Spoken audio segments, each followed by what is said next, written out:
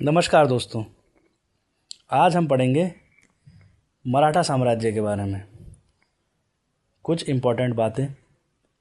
सबसे पहले छत्रपति शिवाजी महाराज। शिवाजी महाराज का जन्म 6 अप्रैल 1627 में हुआ, लेकिन कुछ सोर्सेज के अकॉर्डिंग 19 फरवरी 1630 भी माना जाता है। इनका जन्म शिवनेरी दुर्ग में हुआ। इनके पिताजी का नाम शाहजी भोसले और माता जीजाबाई हैं, और इनके गुरु का नाम कौंडदेव थे।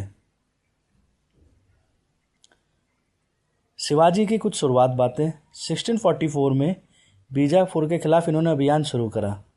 1656 में रायगढ़ पर कब्जा किया और अपनी उसे राजधानी बना लिया।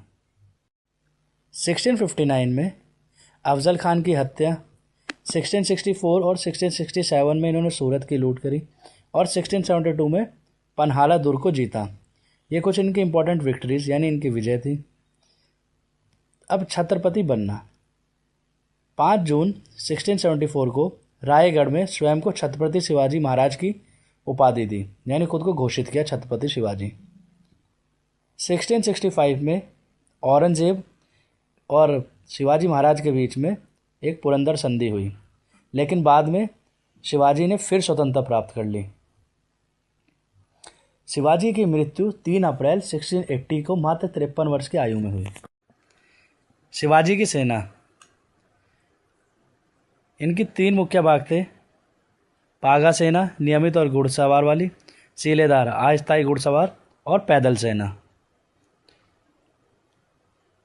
अष्टप्रधान मंडल। शिवाजी ने 8 मंत्रियों की परिषद बनाई। पेशवा सबसे शक्तिशाली पद था।